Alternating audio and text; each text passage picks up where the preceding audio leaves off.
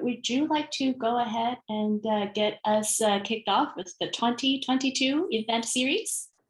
Absolutely. So thank you very much. My name is Heather Berry. I am the STR division chair this year. We are an organization that is run by volunteers. And so one of the things that I like to do is just thank people for all of the time that they're spending offering these events that are meant to help our members engage and to continue to socialize. So this is our first event of 2022, and this is within our virtual symposia series. And so Gwen, thank you very much for organizing this series, and I'm happy to be here to kick it off. As Gwen mentioned, we have a lot of things that we do in STR. So I would encourage you to look at the calendar. I would highlight that the second Symposia series is coming up on January 31st. There's a couple of events in February. They're going to deal with teaching. And also our Meet the Theory session will really kick off in full force in the months of February and March. And so I would encourage you to look at the calendar and see what other events are coming. But so for today in particular, I really want to thank the organizers. So Gwen and Navid both organized this particular event. And I want to thank all the panelists for their time. We try to offer series that are going to be helpful to development, strategic management scholars, and everything that I'm seeing that's being offered and organized by all of our amazing volunteers, really, I just think is fantastic. And so I just want to thank you, and I'll kick it back to Gwen so that you can actually start hearing the event that you came here to hear. So thank you, Gwen. All right. So I have a quick slide to give you a preview of all the wonderful events. So today, January 19th, we have cooperative strategies and organizational structure. And thank you, Navid, for putting the wonderful panel together. And then later, we have a scientific approach to strategic decision making coming up at the end of January. Then we have in February on non-market strategies. Ilga's Ericon put together a panel talking about when do market versus non-market strategies help firms. And that will be followed by another event in March. So on March 17th, we'll have the behavioral theory of the firm, the perspectives of Neo-Carnegie scholars. Luke Ree is taking leadership on that. Then we will have a corporate and international strategy in April, led by Alvaro Cuervo Casra. And then we have theory of the firm and competitive advantage in ecosystems, led by Camera Miller and Elena Pakensakova. So that is the very exciting events. So please visit the website, follow us on Twitter and Instagram. We have so much to offer to you. Now, let me get to pass the baton to Navid. All right. Okay. So I'm going to share my slides. So let me see. Okay.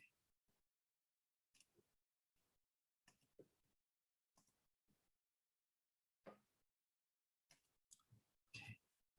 So do you see the slides now? We see the slides, and you can go into the presentation mode, please. Okay, so you see beautiful. The whole slides, right? Yes, beautiful. Okay, so just a moment, let me just do this.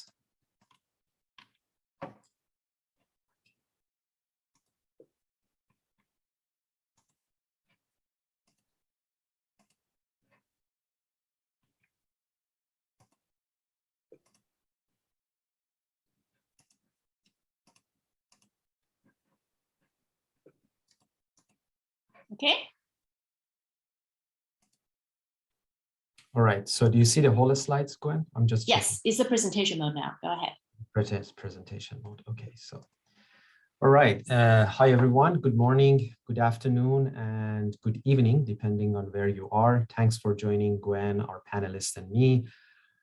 First of all, I would like to acknowledge the strategy division and Heather Berry's help in providing this platform. Also, a big thank you to our discussants and panelists for accepting our invitation to make this symposium possible. Today's symposium is titled Cooperative Strategies and Organizational Structure. All right.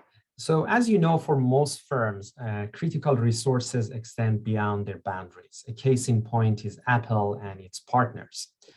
In fact, on its website, if you go to its website, Apple states that the Apple supplier list represents 98% of direct spend for material, manufacturing, and assembly of its products worldwide for fiscal year 2020, 98%.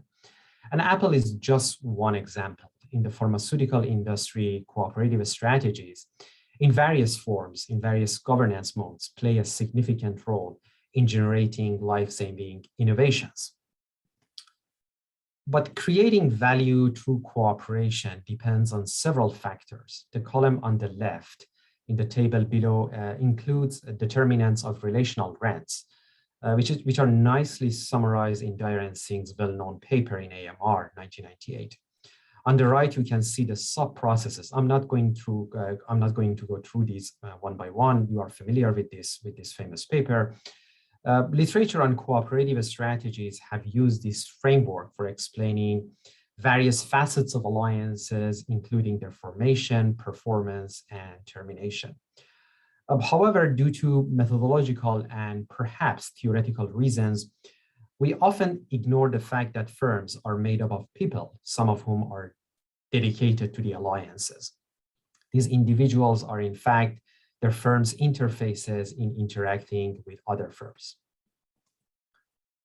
So in today's panel, we are going to suggest that there is an advantage in zooming in on firms and instead of anthropomorphizing firms, look inside to better understand the dynamics of cooperative strategies. In the alternative representation adopted from a relatively unknown book chapter by the well-known organizational scholar Stacey Adams in 1976, Partner A and Partner B each dedicate a group of their employees to the alliance. They are represented by the red circles. So HR Human Resources A and HR Human Resources B, as you can see here. At the same time, these individuals interact with other employees inside the firm. So they play a dual role. These individuals make up firms' interfaces and play boundary spanners roles. Their actions are facilitated and restricted by both formal and informal structure of their respective firms. To discuss this issue, Gwen and I are joined by 5 scholars and friends. First, Xavier Castaner, who has conducted fascinating studies on cooperative strategies, is joining us from Lausanne. He will be the discussant of the papers. Trevor Young from Katz School of Business at University of Pittsburgh. We'll talk about external cooperation as a contested decision, intra-organizational power, team dynamics, and risk perceptions.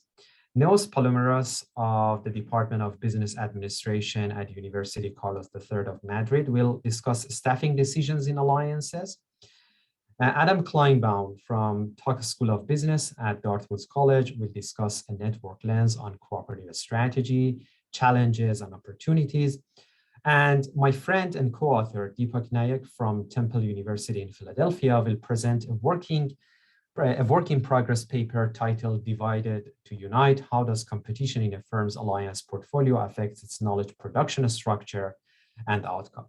So without further ado, I would like to invite Trevor to present his paper. Thank you.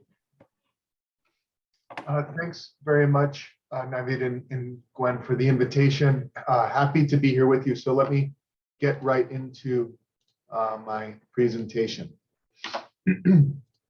That look okay to everyone? Good. Okay, great. All right. So, external cooperation, the contested decision, team dynamics, intra-organizational power, and risk perceptions. And all the pictures you're going to see today are pictures from the field site where we collected data. So this is really a paper about the formation of cooperation between firms and how they operate through team dynamics. Specifically, and the evidence comes from a firm developing advanced automated manufacturing systems. Engineers, machinists, electricians collaborating to develop these systems and partnering with these external partners who develop subsets of the systems and how they make decisions about which partners to work with and how the team dynamics shape that. So I'm going to make 3 high-level points. I want to make 3 high-level points in this presentation.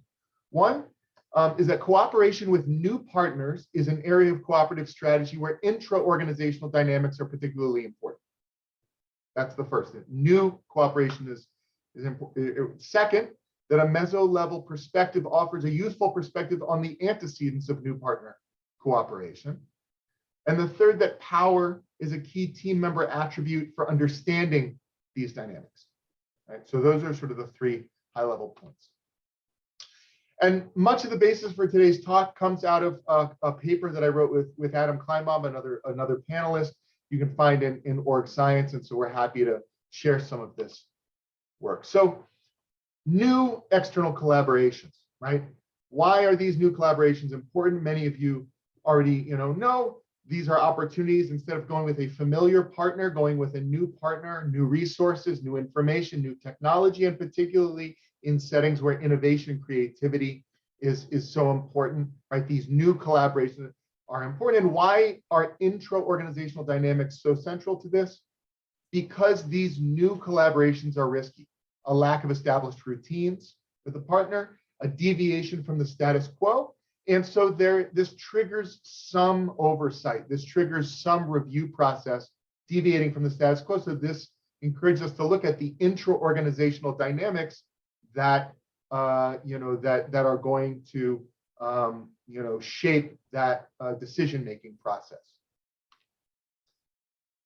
And so when we think back sort of the existing organizational theory literature about these new collaborations, there's contingency theory talking about organic and mechanistic structures and how these less hierarchical structures give more autonomy to lower level individuals to develop these collaborations. There's research on cultures of autonomy and accountability that give more or less autonomy to those at the front line to develop these new relationships. And then there's research on individual power, that people in positions of power have this experience, this approach, the psychology of approach, diminished inhibition. And we're going to draw on some of this stuff. But what's remarkable about all of these is that they assume, first of all, they assume that there is risk in development of new collaborations, that in order for these to occur, that you actually have to be giving authority, sort of reducing the oversight that they face. So sort of consistent with the idea of new collaborations being risky, but also that these decision makers are unitary. These unitary individuals at the bottom. So you can think about a centralized structure and a decentralized organizational structure. And it's, sort of how much power do these people at the bottom have? But actually the dynamic, in many settings is something more like an interdependent project team, especially in these knowledge intensive settings. And so that's what we're going to focus on, right? This team dynamic of decision making shaping the formation of these novel relationships. And so drawing on prior teams research on the dynamics of new idea integration, we can think about an initiator role, right? The person who's proposing a new collaboration, proposing a new relationship, possibly the person who has the prior relationship and brings it into the team. And then the role of the other team members as audience members, responding to it, supporting it, challenging it, questioning it. Two distinct roles shaping new collaboration formation. And the prior literature tells us that power, people's approachment, their psychology of this approach or disinhibited mentality is going to shape their behavior. Previously, just thinking about unitary actors, in a sense, just thinking about that initiator role, but not considering that audience member role. That literature has also not thought about types of power. And so that's something we bring into this, that power can have different degrees of legitimacy, formalization, and stability, right? Power can be formalized, stable in a role, or it can be more fluid. For example, the informal power you hold through your social relationships within the firm. And these in turn are going to have different effects. So while we anticipate that initiators with more formal power are going to be more likely to promote these novel relationships, actually, when you think about the role of the audience member, the other members of the team, they might be in positions of formal power, also more likely to challenge, as see their role as sort of to question, right? Think about that senior faculty member in your research team, right, who feels quite emboldened to question the ideas that you have.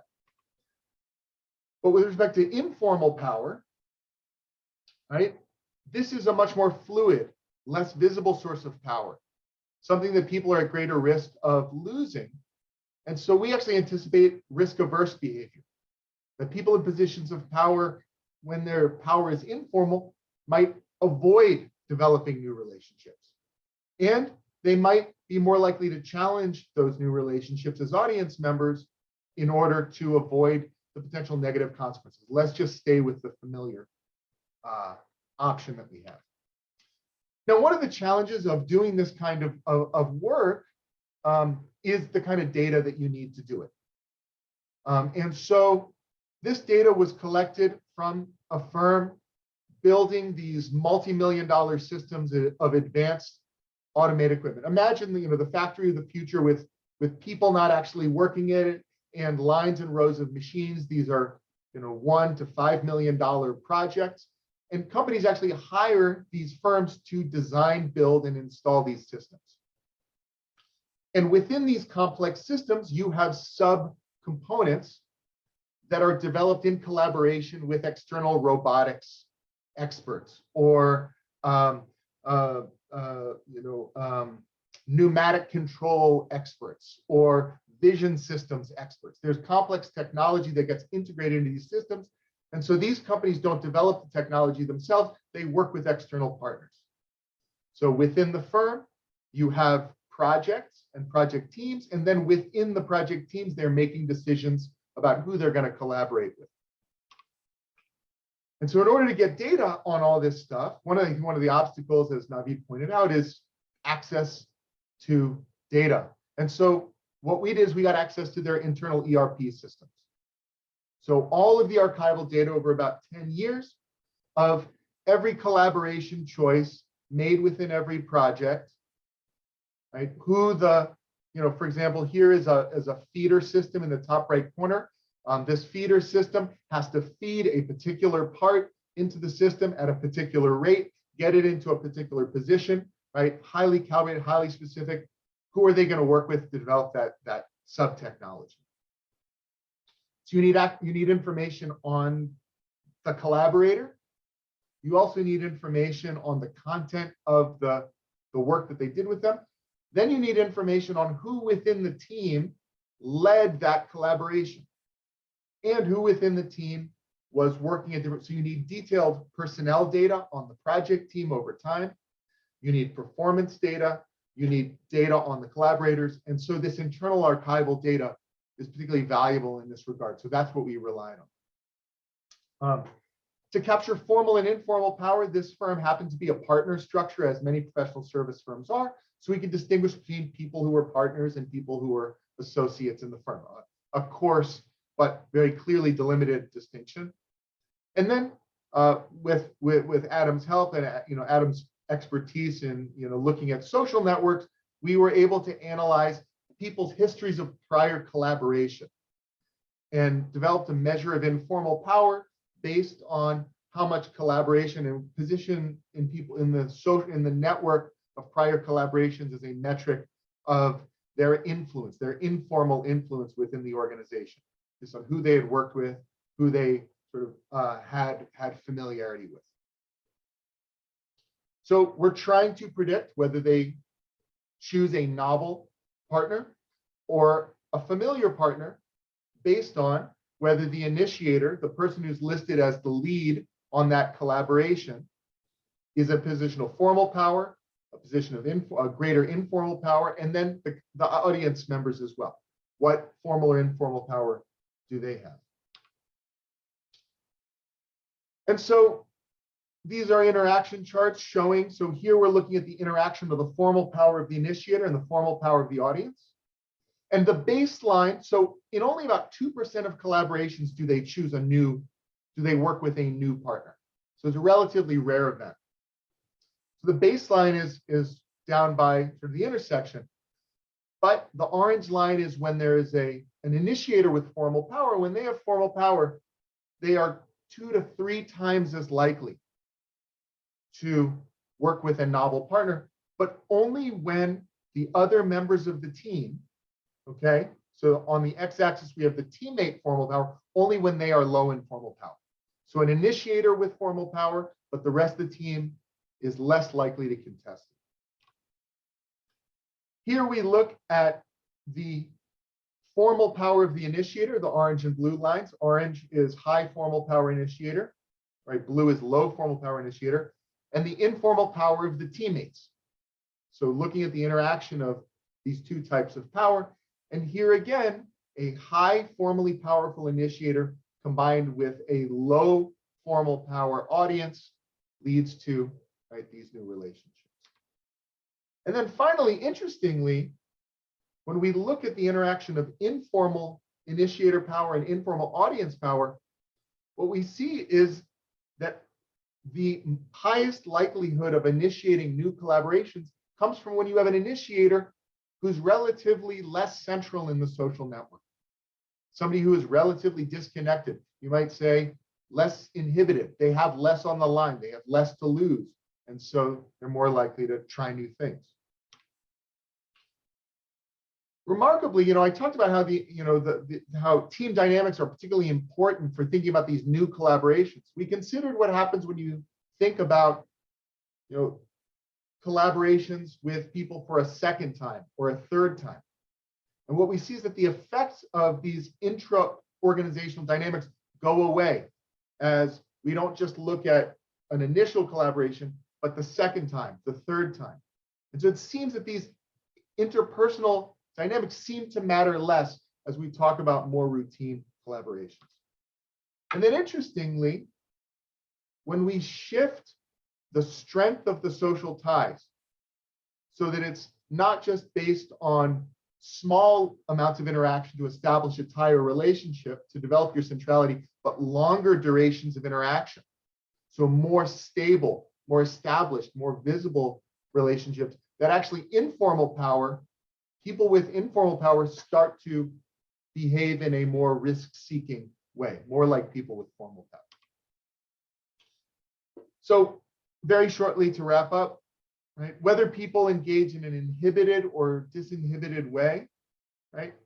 Whether power inhibits or encourages collaboration is sort of different from the prior thinking that give people power, they will experiment with new relationships. Actually, the dynamics are more sophisticated than that, whether they're in a position of initiating relationships or serving as an audience member.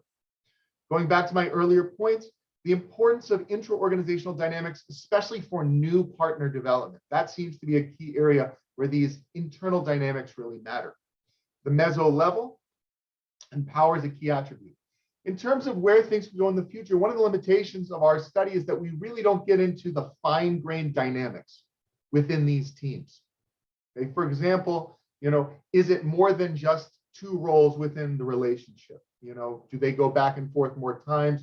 Are there other, and also when these teams work together repeatedly, do they establish routines about how they make decisions that moderate this? And then beyond establishing new relationships, there's the question of cultivating these new relationships, right? So developing the relationship with that external partner, enriching that relationship. What role do the intra-organizational dynamics play in that? What role do team dynamics play in that? So thanks everyone for the time and look forward to a conversation with you. Thank you, Trevor. It's a really interesting paper. Great. Thank you so much. So next in line, so Neus from Madrid. So she has an interesting paper at SMJ. So she's going to discuss that paper and talk about the staffing decisions in alliances. Neus, please.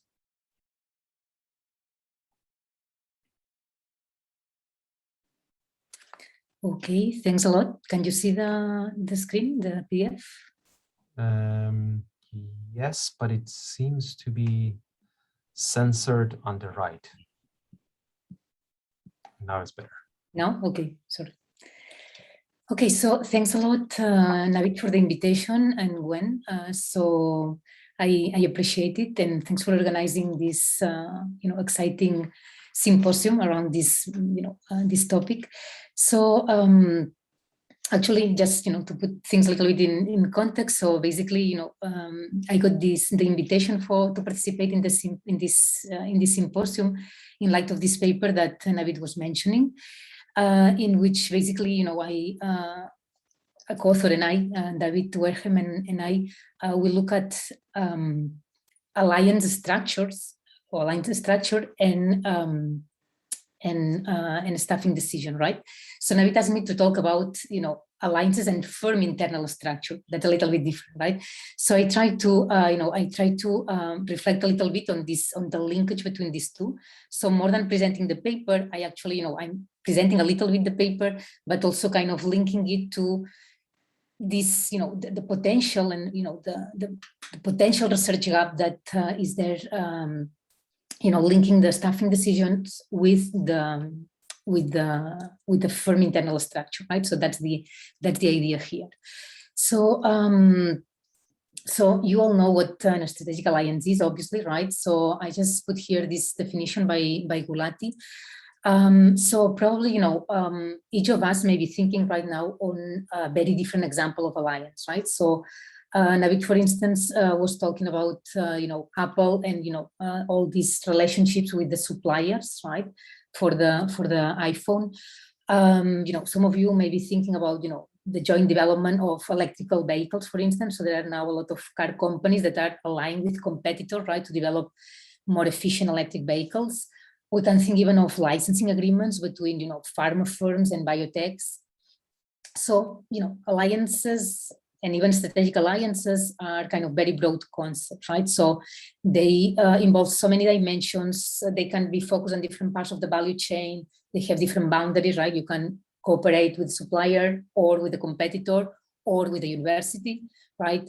And there are many different structures, right? So equity and non-equity, and in the non-equity, there are a lot of types. So you all know this. So my point here is that, sometimes kind of we are a little bit ambitious, right? And we want to explain kind of, let's say we want to explain something that could be applicable to all alliances. And that's something that's a little bit difficult, right? At least some challenging. So what I will do, this very generic talk sometimes is actually detrimental, I think, to the research, right? So it sometimes complicates the analysis that we want to do and the conclusions that we can reach. So what I will do today is to focus on what I know more. Actually, that's the R&D alliances. So this is a very specific type of alliances in which the most relevant asset is knowledge, right? So basically, in this type of alliances, what firms try to do is to solve a particular technological challenge, thanks to the potential complementarities between the knowledge of the two firms, right? So the two partners or more than that, but let's say two. So it's about sharing knowledge in order to generate more knowledge, right?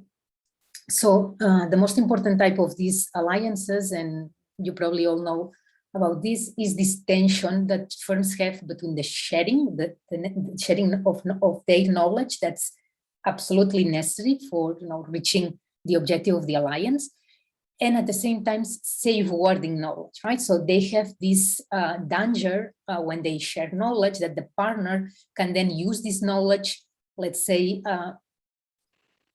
it can use this knowledge, outside the alliance. So basically we talk about misappropriation of knowledge, right?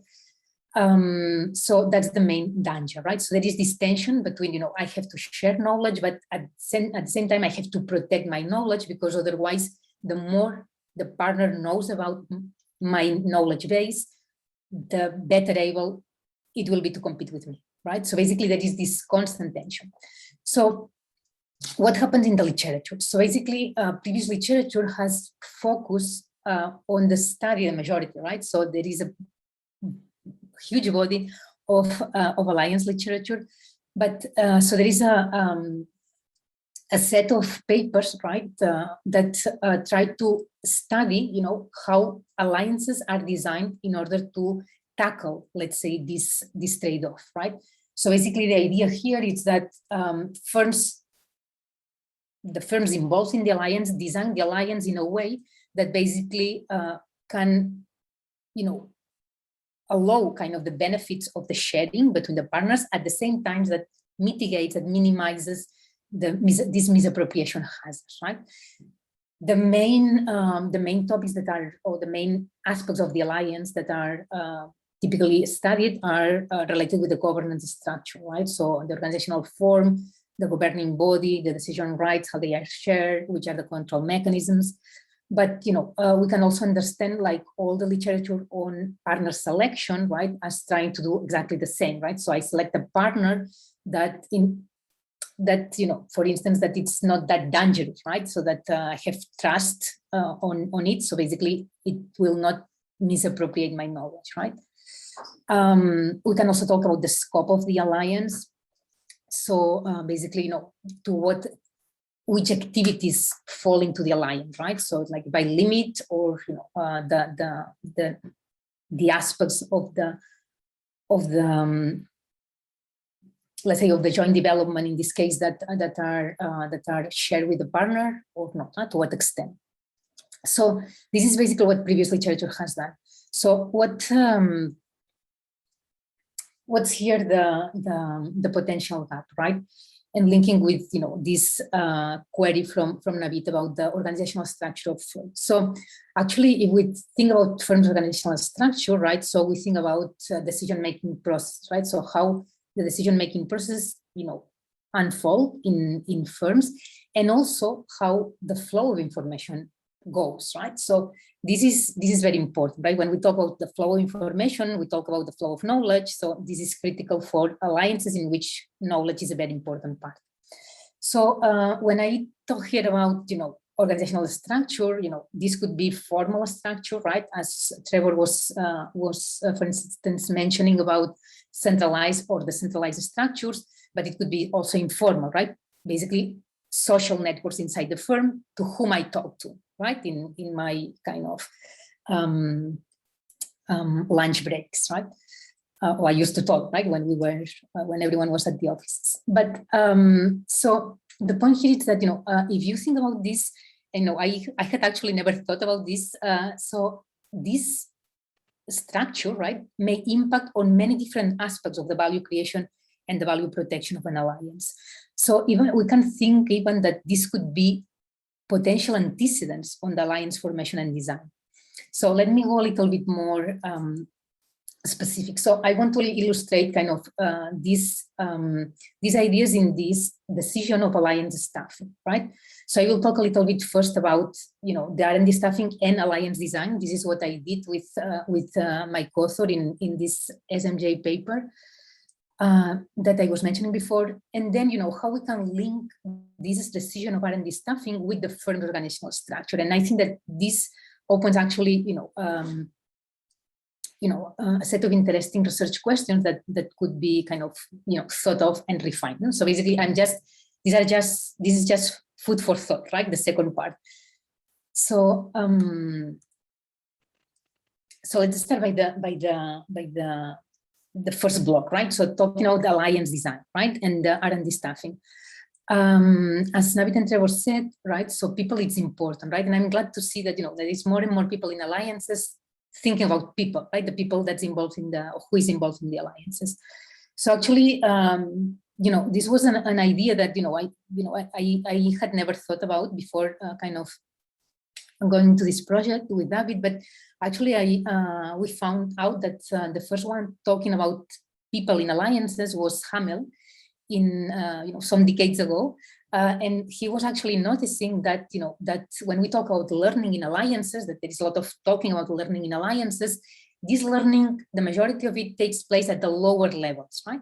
And by lower levels, he meant, at the level of the employees who were there working with the employees of the other company in order to develop jointly something, right? Some product, right? So, and he was noting, right, that, they were acquiring knowledge and they were also kind of defending the knowledge to leak to the partner. So actually from that moment on, some other papers, not many, right, but some papers acknowledge this role of employees in alliances, right, specifically in R&D alliances, right? So employees are, are the conduits for knowledge transfer. They they have the knowledge embodied, right? And they are the ones who can transmit it better, right? So they are they transmit the knowledge from the firm to the alliance, and from the alliance to the firm, right? So, and the alliance means the other partner, right? So the point here is that they are important conduits for knowledge transfer, but at the same time, and this is like intrinsically linked, they are also the source of knowledge leakage, right? And this is the problem. So these are basically the two implications, right? We need employees, right? We need people who transmit the knowledge and who can learn from the partner as well, right? So we need them, and actually there are some papers that examine kind of the clauses in the contracts, in the alliance contracts, and they see that, in a non-negligible part of the alliance contracts, there is the mention of, I need that many workers with this knowledge, and even specific names of people who who have to be, let's say, in the alliance, who the other partner wants in the alliance. So, so this is one implication. The other implication is that that we can basically design mechanisms, and this is what the literature has suggested, is that we can design the alliance, the structure of the alliance, in a way that minimizes the knowledge leak, the knowledge leakage. So in this sense, all the literature mainly had focused on the formal structures, right, that restrict knowledge flow. So it's like, okay, I send someone to the alliance, but I will try to make sure that they don't talk too much, right? So basically, it was about restricting the knowledge that they were sharing with the partner. So in our paper, what we do, it's basically we kind of zoom in this decision of staffing the alliance, the R&D alliance with R&D workers, as one of the items, let's say, of the alliance design, right? So the idea here is that, okay, if I have to devote workers, obviously, to the alliance, this selection, the selection of the workers that I allocate to the alliance can take into account the misappropriation risk that it involves sending them, allocating them into the alliance, right? So the idea here is that, and this links to kind of other research that that I have on IP protection, right? So here we were talking about how the knowledge of the worker is protected by IP. How effective is the IP protection of the R&D worker? So by allocating to the alliance someone who has a stronger protection, this means that that she will share the knowledge, but it will be protected against misappropriation. Why? Basically because even if the partner learns about this knowledge, it will not be able to use it, right? The more protected this knowledge is by IP, the less able it will be to use this knowledge afterwards outside the alliance, and that's the idea. So these are kind of the findings. So we find that we go to the inventor level, right, and we try to characterize inventors and their protection, right? So we do this analysis, and that's what we find, right? Everything else equal. So inventors with similar knowledge backgrounds, right? If we compare them, so it's more likely that they are staffing collaborations, those that are more protected, right? And we also find that this effect is stronger, is more salient in alliances in which we can anticipate a higher risk of leakage, right? So basically where the other structural mechanisms are not as strong. So this is very briefly our paper, right? So, and this is kind of, how we link these staffing decisions with the alliance design. We consider that staffing can be one element of the design of the alliance. So going to the, how this can be related with the firm's structure, right? So going back to this idea of the two main objectives, right, of the alliance, the learning and the misappropriation risk. So if we think about the learning, that's something that we don't explicitly talk about in our paper, but we can think that, these workers participating in alliances, they are gatekeepers and they are bringing the knowledge from the outside to the company, right? But I mean,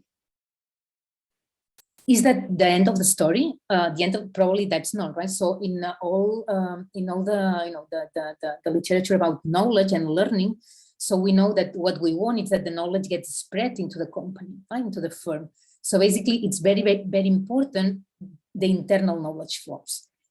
And what's a very important determinant of the knowledge flows? It's the internal structure of firms, right? So basically, so if if the staffing decision involves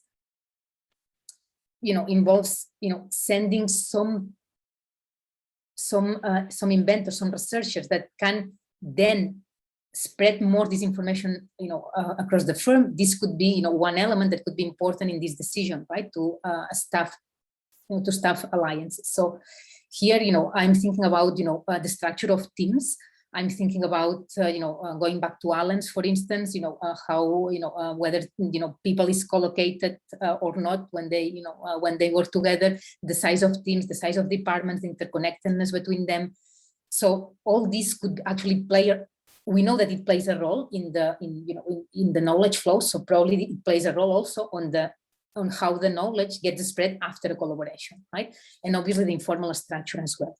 So, thinking about how the firm structure affects the success of an alliance in terms of the learning, we can think that, it's very, very important, right? Because it determines part of the success of the alliance, that's, the learning potential.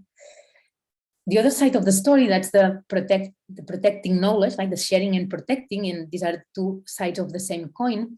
So, here the thing, it becomes everything more interesting even, right? So basically the idea here is that, so we can think about, and these are examples, just examples, right? So there are different aspects of the firm structure that can help in protecting knowledge, right? So when we send someone to collaboration, we allocate someone to collaboration, this person is not sharing only her knowledge, right? It's sharing the firm's knowledge, right? She knows more than what she has directly worked on, right? So she knows about the work of her co-workers, right? So basically, when you are staffing the collaboration, you need to know that, that the knowledge shared will be more than the knowledge of this specific inventor. So it will be the knowledge that this inventor is exposed to in the firm, right? So this is very important also for posing the risk, for estimating the risk of this allocation, right? So here we can think, for instance, about the division of labor in teams, right?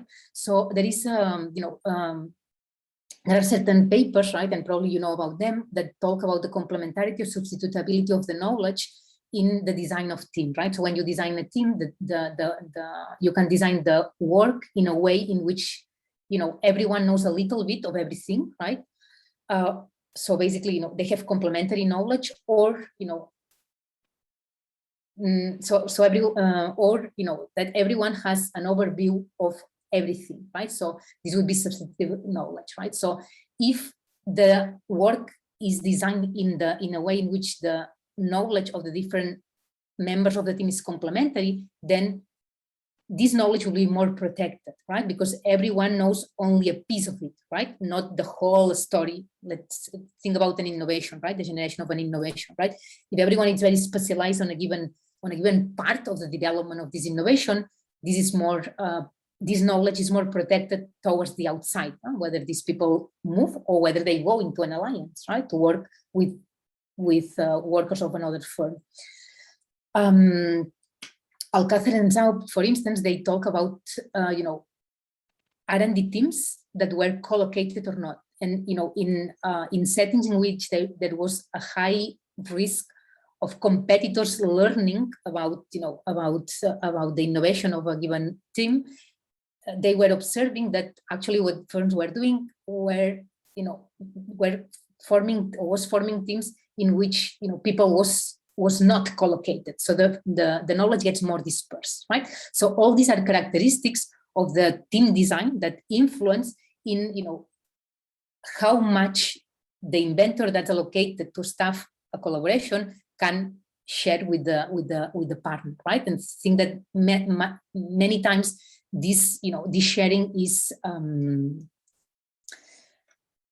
is unintended, right? It's unconscious, right? So thinking also about and linked to this idea of the complementary associative knowledge of the members of a team in general, right? So if your workforce in the firm is more specialized or more of a generalist type, this may have an effect as well, right? So again, a generalist type probably, knows, more about, what's happening at the firm, and it's more able to transmit, many things that are going on in the firm, right? Many types of knowledge.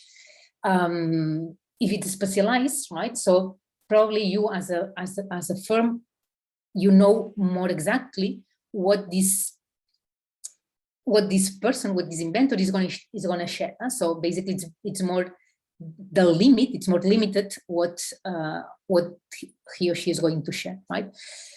So obviously here we can talk about the formal network of collaborations as well, the number of collaborators that an inventor has, the intensity of the collaborations, or going back to the informal social network, right? That's much more difficult to measure, but it's there. So all these are kind of, items of the firm internal structure that can affect, the risk that I have as a firm when I allocate an inventor to a collaboration, right?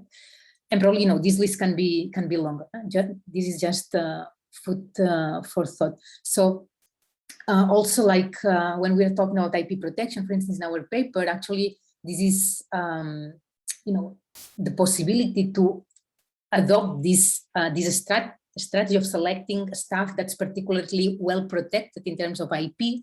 This is possible when you have a minimum size at the firm, right, and at the research team level, and give a minimum specialization of the workforce. Otherwise, you don't have this flexibility, right, to whom I send, right? So I have, I do not have otherwise different people with the same or very similar knowledge and different IP protection, right?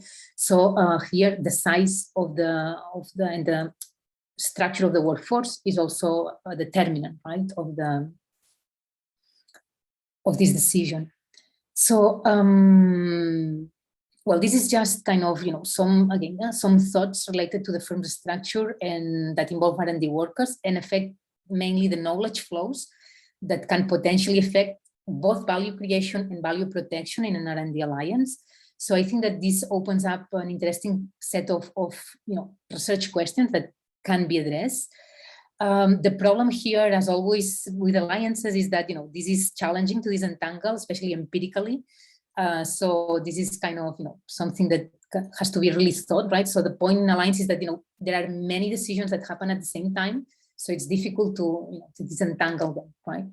So, but I think that this is only kind of the tip of the iceberg, right? So, and I think that it has been good. Like this symposium is good in order to kind of give us a little bit of food for thought in this line. So, thanks a lot, Navid, for asking me to participate. Thank you, Neus. Very interesting work and very insightful comments. Okay, so next, Adam Kleinbaum. So a network lens on cooperative strategy, challenges and opportunities. Adam, please. Thank you so much, Navid, and thanks everybody for being here. So Navid asked me to join the symposium, even though Trevor has already presented our paper. So I thought about just presenting it again, but decided that wouldn't be the best idea. Instead, I'm going to give just sort of a general overview on some thoughts I have related to this topic. And they actually pick up directly on one of the points that Neus made as she was wrapping up her comments. She said something to the effect of, looking at informal social networks with regard to cooperative strategies and interorganizational relationships is really hard because measurement is really difficult. And I think that's 100% right. That's the challenges that I'm pointing to here. But I also think that increasingly there are opportunities to do that. And I think if we can do that, we can shed light on cooperative strategy in a way that's really important and that really hasn't been particularly feasible until recently. But that I think gives us great opportunities to learn some new things. So that's what I'm going to talk about, and hopefully I'll get through that pretty quickly. My thinking about this goes back to a paper that came out of my dissertation, where I looked inside of organizations and looked at mobility of people within a large IT company. And one of the things that I really focused on in this paper is that mobility creates bridging ties. So you've got a division on the left with nodes depicted in black, a division on the right with nodes depicted in yellow. But if one person moves from the yellow division to the black division, that mobility creates the formation of these ties that the yellow person has back to the people that they used to work with when they were a part of the yellow division. And the existence of those ties facilitates coordination. And one of the things that I showed in this work is that mobility has this general property of creating ties across boundaries. So this person is somebody who experienced very little mobility, and as a result, their network was very tightly clustered. This person experienced a bit more mobility, and their network was a bit more diverse. And this person experienced even more mobility, and their network was even more diverse and even more rich in brokerage. And the result of that is the opportunity for people to coordinate the actions of different parts of their organization. I looked at this in the intra-organizational context in that work. I've replicated some of this work in a recent project with Evelyn Zhang and Brandy Avon. In this paper, we actually extend that work by looking at gender differences. And one of the interesting results that we find is building on a bunch of work on gender and networks. We know that society often penalizes women who behave in counter-stereotypical ways. And network brokerage is often seen as counter-stereotypical for women because it's seen as an agentic form of behavior and therefore as being male typed. But interestingly, what we find here is that when women experience mobility, that gives them some license to form these sort of cross-boundary brokerage ties in a way that's consistent with feminine stereotypes, because what they're doing is essentially just keeping in touch with their former colleagues. And so we extend this idea about mobility, but look at it through the lens of gender and gender differences. We've seen that this works within organizations, and I'll talk in just a moment about why much of this work has focused within organizations. But there's reason to suspect that this applies across organizations as well. This is a paper, really influential paper by Lori Rosenkopf and Rafael Corredora, who showed that when inventors move between firms, that facilitates attention to the technical knowledge that they bring with them within their new firm, not only to the firm that acquired the new inventor, but also to the firm that lost the old inventor. So the relationships that persist between the people who used to work together actually facilitate paying attention to the technical knowledge in the inventor's new location. And that in turn enables disparate organizations to learn from each other. And so here across organizational boundaries, what we see is that inter-firm mobility facilitates coordination. I think what all of this really points to is the opportunity to think about the role of informal networks in the development of cooperative strategy and how relationships between individuals who reside in different firms actually enables those firms to work together more productively. But as Neus pointed to, and I agree, there's a really big challenge associated with doing this, which is it's hard to get the data. It's hard enough to get the kind of rich granular data we need on just one organization. But getting comparable internal data from multiple firms has proven to be nearly impossible. And I think for this reason, the network perspective on cooperative strategy has really not gotten much attention. What I want to suggest is that in spite of this big challenge, there's a big opportunity to do work in this space. And I'm going to talk for the remainder of my time here about a couple of approaches that make this still challenging, but at least possible. The three general approaches are using inter-unit activity within a single organization as a proxy for inter-firm activity. This is the approach that has been mostly done to date, but also two other approaches that build on network research, which I'm calling here egocentric approaches and whole network approaches. And I'll describe what I mean by each of those. Using inter-unit activity as a proxy for inter-firm activity is basically what most of the research to date has done. It's what most of my work has done, the work that I introduced at the beginning, where we look at people who move between units within a large firm. And the reason that we did that, and we actually, in both of the papers that I cited, we describe that as a strategic research setting for studying this, because when you look at a single broad firm, you can get data across all the different units of that firm that is directly comparable to each other. And that enables you to make inferences about mobility between units and the consequences of that mobility. And on the one hand, that ability to get data from a single firm, I think has been very generative. It's led to a lot of insights. But the challenge is that it really is still intra-organizational. And so to the extent that we're interested in cooperative strategy, it's not exactly the same thing. And so I'm going to focus the rest of my time on these two other approaches. The first one I'm describing here as an egocentric network approach. So what do I mean when I say within network research, egocentric network data is data that's collected on each person's network as separate from each other person's network. And you typically collect this data by asking the simple question, Adam, who do you interact with? And the answer that I might give is I interact with the 6 people that are on this panel. I interact with Navid, with Gwen, with Trevor, with Neus, with Deepak. I think I missed one.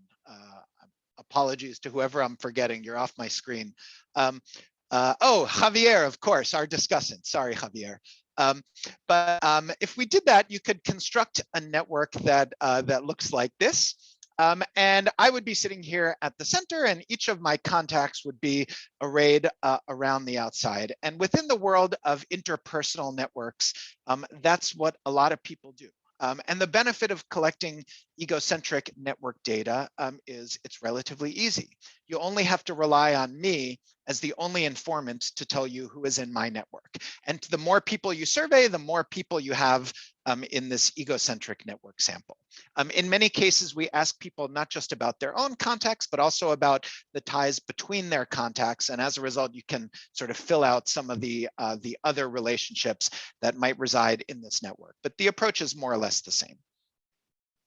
If we think about extending this approach to inter-firm networks, the demands are a little bit more substantial. So for starters, you need internal records of intra-organizational interactions. So you'd have that here among the people who interact inside the organization. But in addition to that, you also need internal records from a single firm based on the inter-organizational interactions.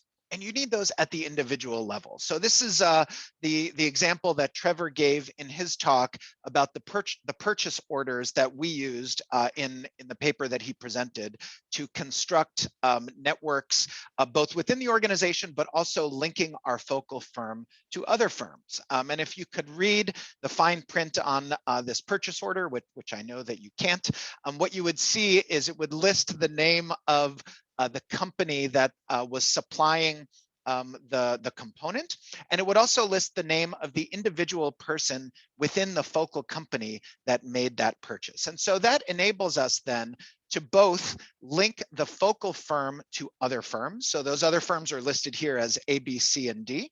And it also enables us to link those other firms to specific people inside the focal firm. I call this an egocentric network kind of approach because all of this data is collected from just one firm. And as I said, we know how hard it is to collect data from even one firm. If you had to go out and collect data from multiple firms, it really becomes impossible. And so the benefit of this kind of an approach is that it enables us to work with just one firm, but still to collect data on that firm's interactions with other firms beyond its boundaries, just as we did with these interpersonal ego networks on the other side of the slide. So that's what I think of as the egocentric network approach to looking at cooperative strategy. The other approach that network scholars use to collect data is what's called a whole network approach.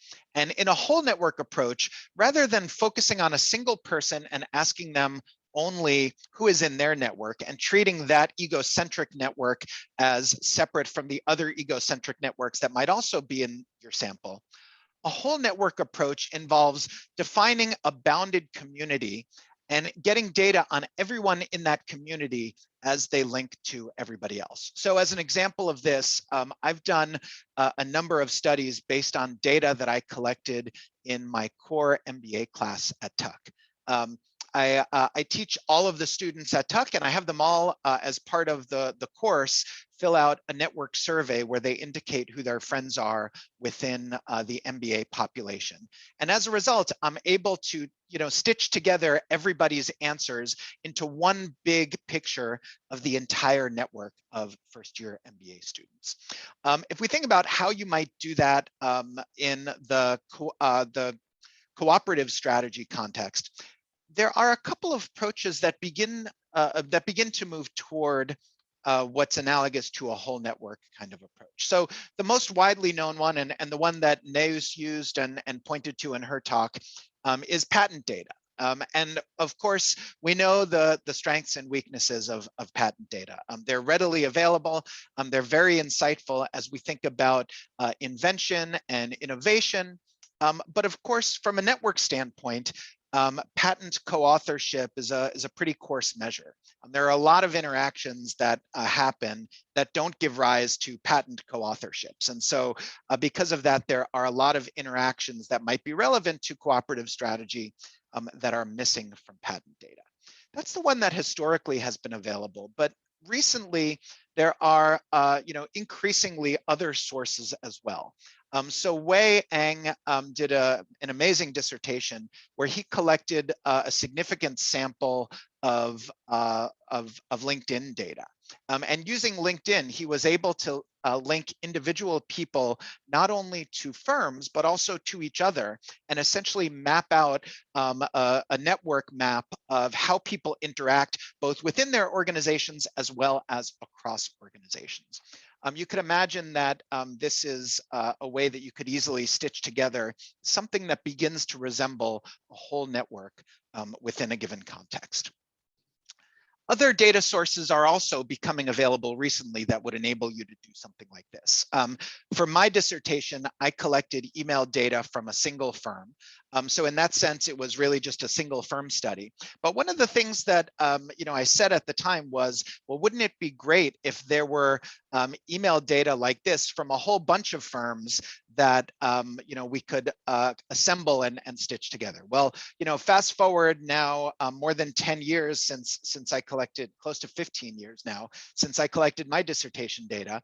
And data like this exists in the cloud. And so cloud-based electronic communications data enables us to potentially knit together the communication network of a large population of individuals across the firms that they work in. So Abby Jacobs and Duncan Watts have a paper out recently in Management Science that looks across 65 large firms and almost 1.5 million users. An even bigger data set, Rafaela Sadoun, Jeff Polzer, and others looked at 3 million users from 20,000 firms, similarly using cloud-based email data. in all of these cases, the data were aggregated for them by the company who provided it. And so they don't have the kind of level of granularity that you would need in order to do quite exactly what I'm describing. But in the world we live in today, there are numerous companies who have something resembling whole network data that would allow us to do this. LinkedIn has it, Facebook certainly has it, companies like Microsoft and Google have it. And so I think the opportunity is there to do this kind of work. And I hope that as people think about the sort of next frontiers in cooperative strategy, that you keep these approaches in mind and think about the role of networks in getting these things done. Thanks very much.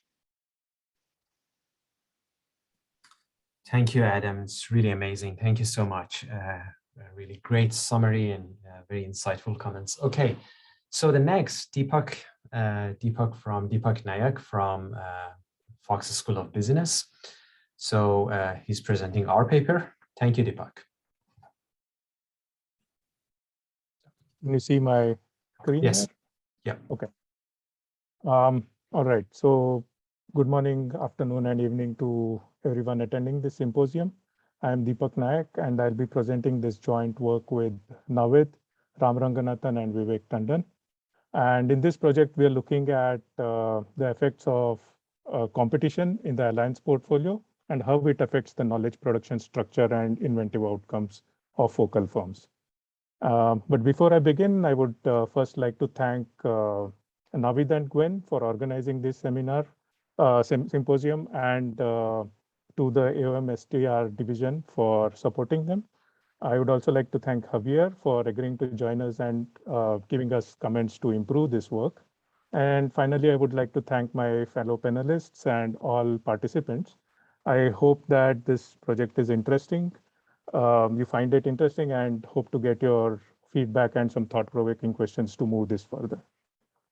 All right, so let me jump into this presentation for our project titled Divide to Unite. How does competition in the firm's alliance portfolio affects its knowledge production structure and outcomes? Okay, so the phenomenon that we are studying here is we are investigating alliance portfolios, and the conventional wisdom that we receive from the literature has primarily focused on the benefits that the focal firm reaps by forming partnerships with these different firms. And mainly the mechanisms here alluded to are the ability of these focal firms to draw resources as well as capabilities from the partner firms, and then recombine these elements to generate new knowledge. But this received wisdom implicitly assumes that there's a certain level of ease of knowledge acquisition, knowledge transfer, as well as recombination anywhere within the focal firm. And basically, when these focal firms form multiple alliances in a given period, more often than not, you would have these partners competing in the technological domain as well as maybe in the downstream markets. And so such an ease of knowledge acquisition, transfer, as well as recombination of knowledge implies that the partner may have concerns about knowledge leakage from of their proprietary knowledge to other competitors that exist in the focal firm's portfolio. And when such a threat exists, prior work that Navid and his co-authors have shown that not only threatens the stability of the partnership, but also may lead to early termination of these alliances, right? So we suggest that focal firms deliberately organize their knowledge producing units in a way that assures these partners of minimal risk of knowledge leakage to other competing partners in the focal firm's portfolio, alliance portfolio. And does this really happen in practice, right? Neus also pointed to the importance of these human resources, and here are a few examples that we could draw. I mean, there are many more, but just to highlight a couple. So the first one is by Brandon Dean, who's the president of Avio Consulting. And in his interview with the Dallas Business Journal, Dean refers to changes in the internal organizational structure of AVO's workforce to assuage any concerns of knowledge leakage from one partner to another. And in this case, these both partners happen to be downstream, competitors in the downstream market, Oracle and MuleSoft, which provide ERP solutions. And in this second example, so the first example belongs to the information technology domain. The second example is from the pharma domain, and where we see that Jim Foster, who's the CEO of Charles River's Laboratories, addresses a concern raised by one of the analysts. And the context here is that Charles River Laboratories had acquired these two separate firms, Argenta and Biofocus.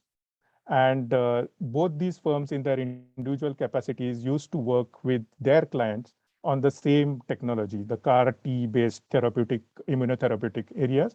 And when they were acquired by Charles River Laboratories, the natural question that some of these analysts came up with was whether there is any chance of communication between the scientists working on these two teams.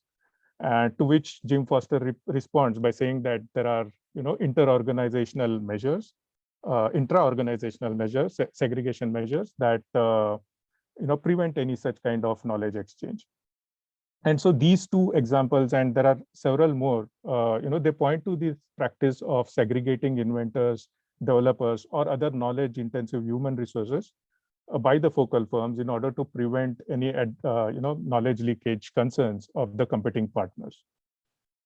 And so we asked two questions in this paper, this project.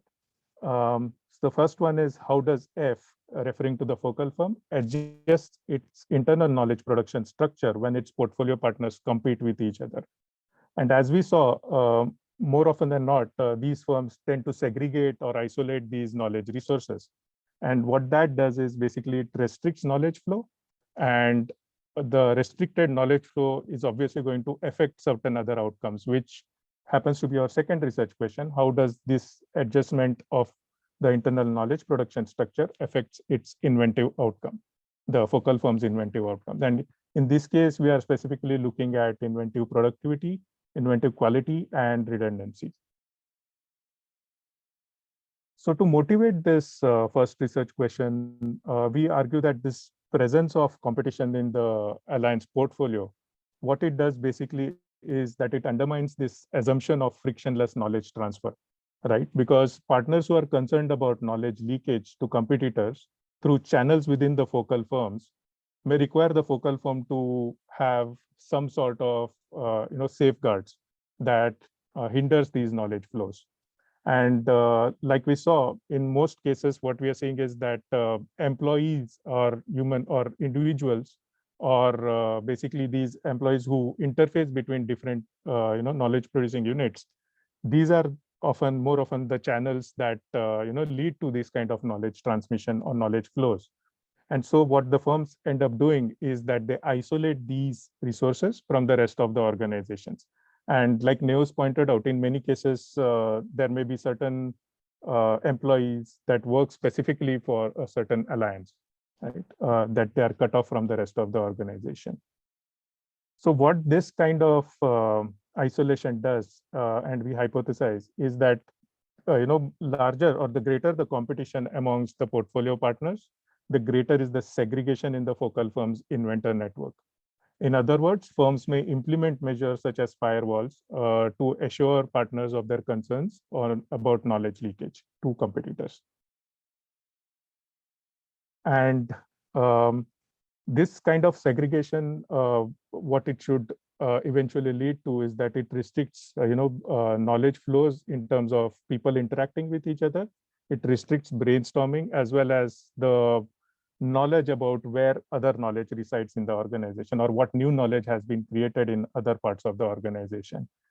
And so we hypothesize that this greater segregation should lead in the focal firm's inventor network should lead to lower inventiveness. And with inventiveness, we specifically say that because now the inventors are unaware about where this new knowledge is being produced or what new knowledge has been produced, we would typically see lower productivity. And again, because of the lack of information about the new knowledge, we will see lesser references to existing knowledge as well as lesser references to new knowledge that has been created. So we would see lower inventive quality. And then finally, inventors who are classified into silos, who are restricted within their unit, they would tend to, given the the technological trajectory of the firm, they would tend to work on similar problems. And so we should see similar kind of inventions occurring in different part of the organizations. So effectively increasing the redundancy of inventions. So empirical setting here is US public pharmaceutical firms. We draw their alliances from the SDC Platinum database. And we look at a time frame from 1996 to 2017. For the competition measures, we use the 10K forms that are filed by these public firms with the SEC. And within the 10K forms, there is this business description section, which we use to construct a text-based competition measure, which I'll explain soon.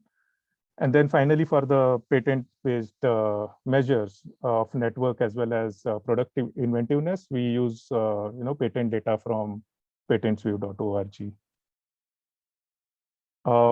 As far as our specification, empirical specification goes, for H1, we use a fixed effect specification where inventor network segregation is our dependent variable. And for the independent variable, we use a exogenous competition among partners as the explanatory variable. For H2, we use a fixed effect Poisson model for count dependent variables, and linear fixed effect linear models for the continuous variable, which is inventive redundancy.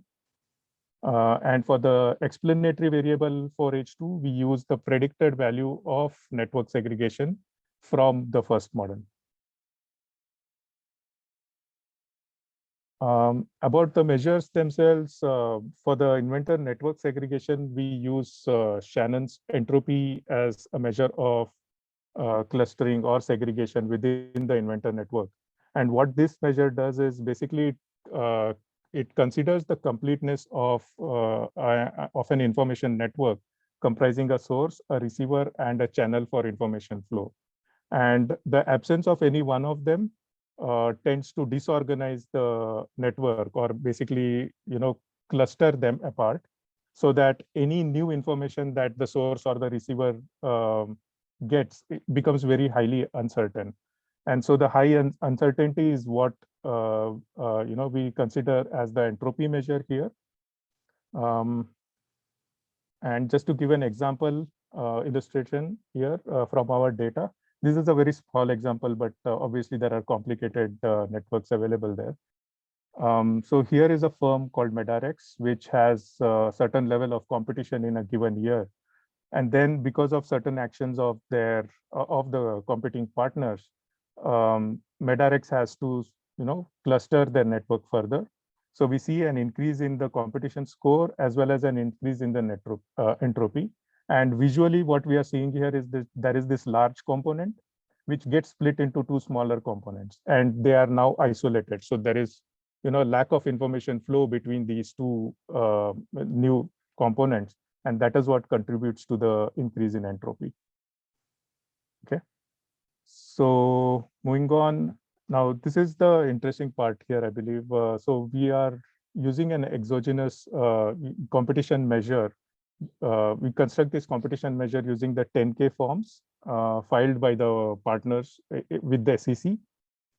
And I believe that, so there is this, in this setup, the endogeneity is a key concern, because the firms can choose whom to form an alliance with or whom to terminate an alliance with. So what we do to overcome this endogeneity challenge is that we consider only the exogenous part of the competition. And to do that, what we basically look at is,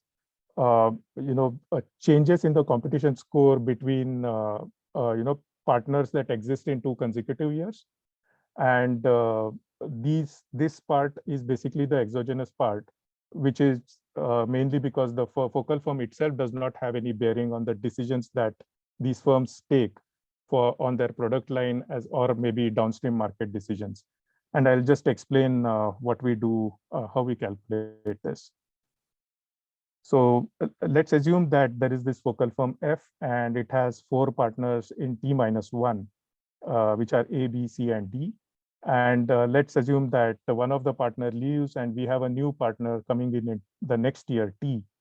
And the exogenous component here is basically the pairs of partners that existed in both the years, but the scores between these two partner pairs might have changed because of some decisions that they make for their product lines or maybe market decisions. And this is the exogenous component that we use to estimate H1.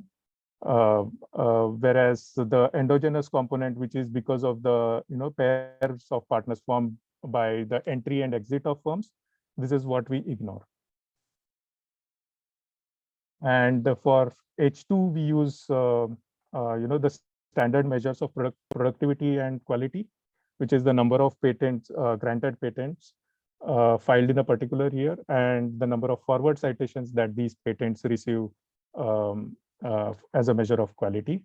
For inventive redundancy, we consider the title and abstract of these patents, and again construct at a angular distance or a cosine similarity distance and a similarity measure using those keyword vectors.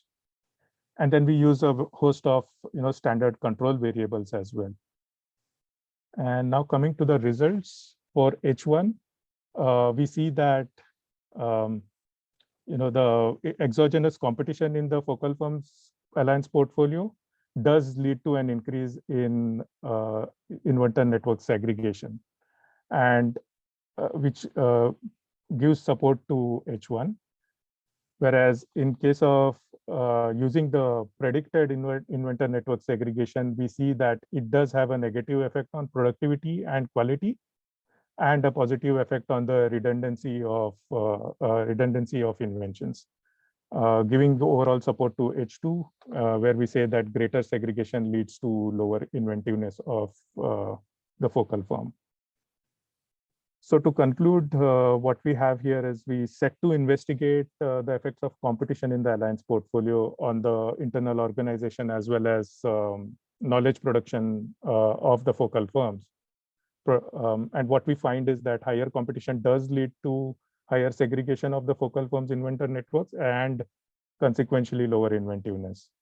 And our main contribution here is that although previous literature highlights the ability of focal firm to capture value from its partners in the presence of portfolio competition, we show that such competition can actually undermine the value creation efforts of the focal firm.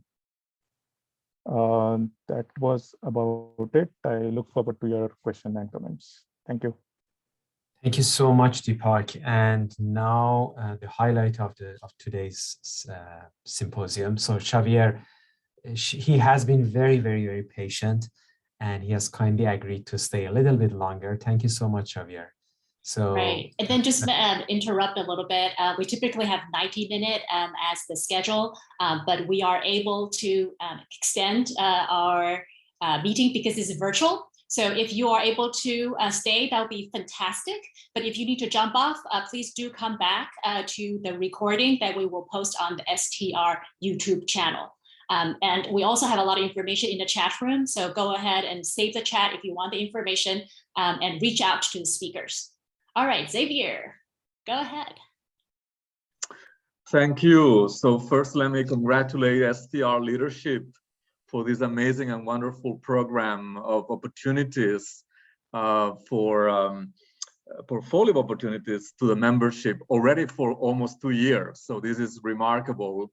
And also big congratulations and thanks to Gwen and Navid for putting together this really well-tight set of presentations and for inviting me to participate as a discussant. I had prepared some general comments and some more specific comments for each presentation, but I'm afraid I won't have the time to go through the specifics. I'll be happy to discuss that if my colleagues are interested, but I'll try to fold in some of that into the general comments. So I don't have a set of slides to rush through at this point in time. So just let me say, first of all, that in the text that Navid sent for this symposium, he said firms have been treated in the alliance literature as black boxes. And I think that today's symposium clearly shows that that's no longer the case, right? I think that all these 4 presentations show that people have been looking at the internal elements and how the focal firms' internal structure and dynamics affect the alliances, and also how the alliance context affects the firm. In the last presentation of Deepak of their co-author paper, it affects the internal knowledge production. So I think that this is very good. And obviously, most of the papers are already published. So you can go, and Gwen has been doing a wonderful job of sharing those. The second sentence actually of Navid was saying alliances are often run by boundary spanners. And I think that this is a critical concept that indeed might have not been fully explored. I can remember at least one dissertation already kind of 20 years ago by Sean Lofstrom, who looked at the alliance people assigned by each company to the alliance and their embeddedness, the network structure. But indeed, I think that there is much more to do drawing from the work that has looked at inter-organizational dynamics and the work of Tushman and Allen. So these are something that I would really kind of call for to draw from that literature on boundary spanners. Then he also mentioned the balance that those boundary spanners have to strike between 2 roles. Being organizational members, I guess, defending the organizational interest in terms of value appropriation or value protection, and also, however, contributing to the alliance by sharing some information in order to generate some value creation. And this dual role, I think it's very important. And whereas in the alliance literature, we know probably since Sajak and Olsen 1993, this tension between value creation and value appropriation, I don't think that it has been studied at the individual level or at the team level.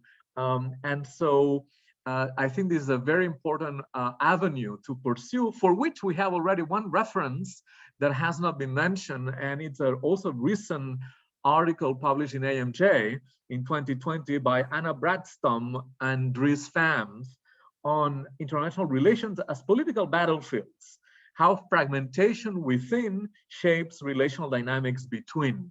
I think this is also a very interesting paper, which actually talks about the dual relational dynamics, very much in line with this notion of the dual role that people assigned to alliances might have. So what else can I say in these few minutes that are left? Maybe 2 more things I would say. I think that there is a lot of potential to think about the dynamics of the interaction between the focal organizations and their alliance portfolio or their alliance network.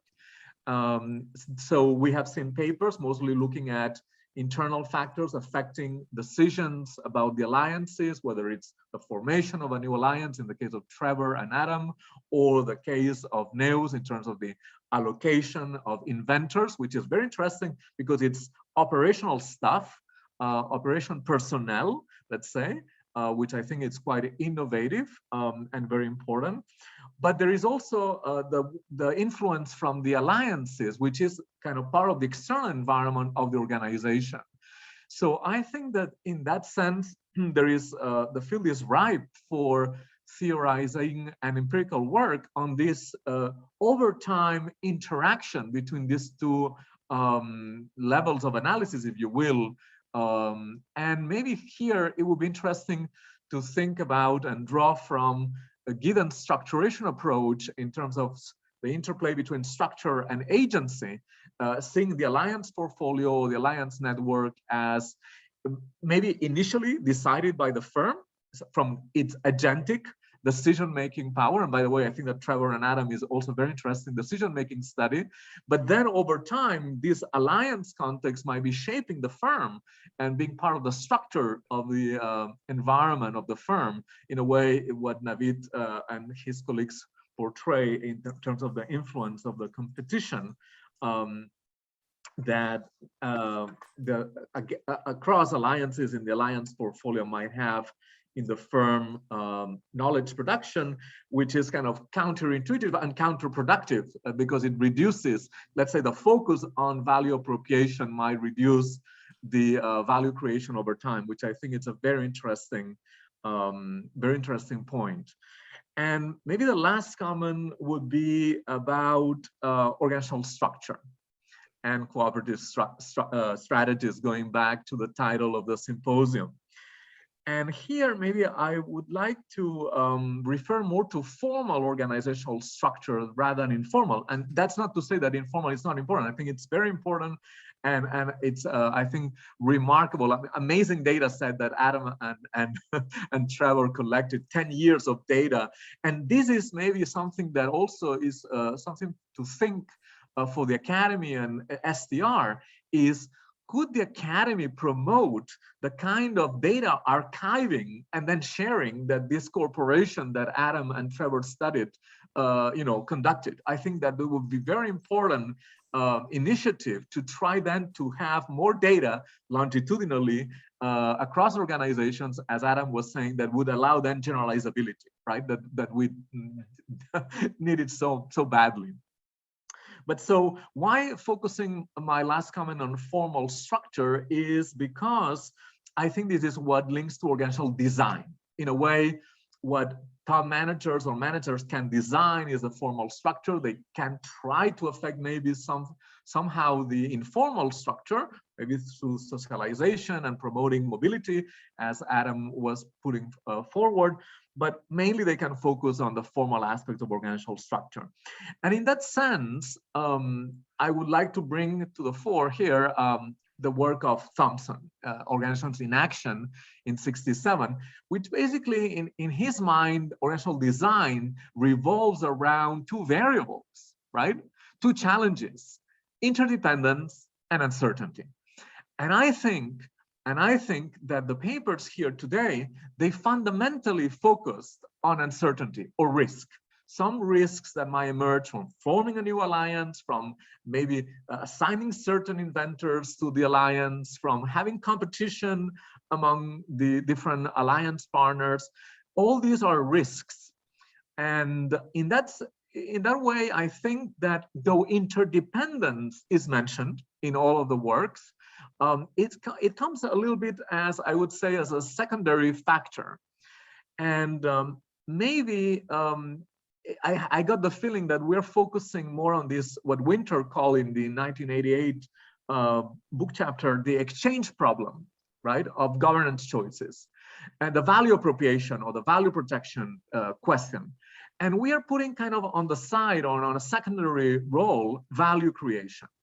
And value creation actually oftentimes comes from the interdependence. Why we are forming these alliances? Because we need other resources, right? And this actually brings the resource dependence theory also, which has focus on power also. But to tie it to the alliance purpose, this is the comment, one of the first comments that Heather made in the chat. I think this is central. What is the alliance purpose? What were these alliances for? What kind of resource combinations they are actually trying to achieve? And how these different resource combinations might actually require different arrangements, different structural safeguards, different allocation of inventors, of operating staff. This is something, some of my research actually that has thrived in SMJ in 2009 and 2014 with my former colleagues in Paris, Bernard Garrett and Pierre Bussoge, and also Louis Mulot now at Tilburg, looking at this other side of governance choices and the fact that there is resource needs, and they might differ across different projects, across different alliances. And so getting the information, being able to capture to some extent what is the purpose of the alliance, what is the resource combination that is aimed, I think would be very helpful to further develop the organizational design implications for the alliances in terms of the interdependence, the kinds of interdependence, whether pool, sequential, or reciprocal, that these desired resource combinations with the partners generate for the different partners to manage the alliance. So I have also some work on trying to develop a theory of organizational integration based on the notion of interdependence that might be useful also here. So I guess I will close with this, given the time constraints, but it's been fascinating to listen and to see that actually we don't have anymore an completely empty hall about the interplay between cooperative strategies and organizational structures. So thank you so much again, Navid and Gwen. Thank you, Xavier. Thank you so much. So I encourage you to reach out to the authors and encourage the idea of data sharing.